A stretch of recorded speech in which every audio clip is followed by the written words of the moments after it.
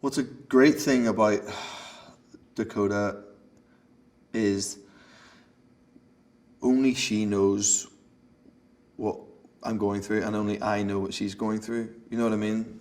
Like, we've both sort of really need each other through this process, because there's days where it's not that easy, and a lot's been asked of us.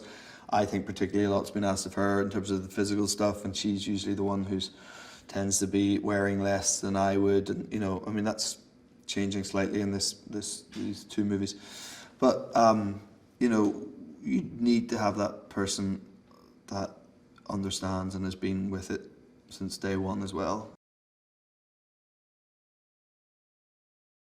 I guess there's an element there of that he still feels that he needs her, that she still understands him. Maybe she's one of the only people he can talk to. He doesn't have any friends, Christian. You know, he's not like he's got some group of guys that he grew up with that he can, like, you know, most normal people do.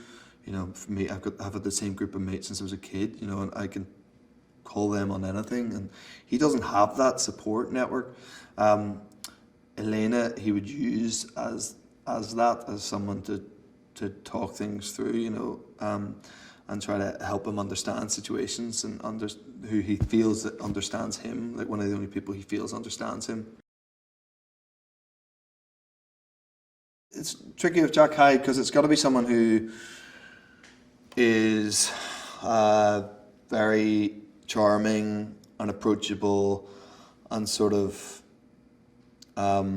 attractive, who also obviously has to have this undercurrent of someone who's sinister and is capable of doing very bad, harmful things. Eric as a person is just really nice, and you'd never think he's sinister. He's capable of anything too dangerous, but he obviously is in the movie and does it very well. He is a little bit too tall for my liking. That's what I'll say about him. I sort of don't like being in scenes with him too much because he must be about 6'3" or something. Ridiculous, too tall to be an actor. Christian's always fighting this side of him that could be totally unhinged, and his way of controlling that is by being very controlling in everything that he does.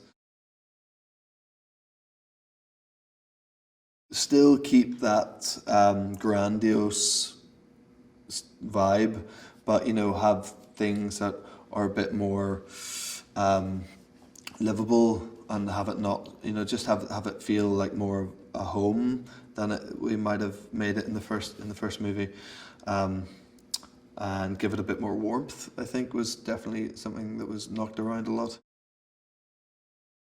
Hey, Lisa here. So you're a movie lover? Well, in this day and age we see hundreds of movies a year in numerous genres like action, comedy, romance and more. Some of these movies are great and some just don't live up to our expectations. For all you movie lovers out there, here are some interesting facts from movies that you might or might not know. In the movie Carrie, the end of the movie was shot in reverse order, a technique of the film to make scenes look more ghost-like. A close viewing of the film will show cars moving in reverse. What do the 101 Dalmatians and Wendy from Peter Pan have in common? The 102 characters are the only characters in Disney's past to have both of their parents present and alive for the whole course of the movie. Gone with the Wind producers were fined $5,000 for allowing obscenities in the film's dialogue. The offensive and expensive word, damn. One of the films Will Smith is best known for almost didn't happen. The actor didn't want to participate in Men in Black until his wife persuaded him otherwise. In the film Monsters, Inc., Boo has a Woody doll. That's the famous cowboy from Toy Story. Gilderoy Lockhart from Harry Potter and the Chamber of Secrets was based on a former boyfriend of writer J.K. Rowling. I Know Who Killed Me, starring Lindsay Lohan, has had the most Razzie Awards ever given to a film. Now, the Razzies are awards for the worst in movies. So, did you know any of these facts? Did you find them interesting? Let me know in the comments below, and I'll see you next time.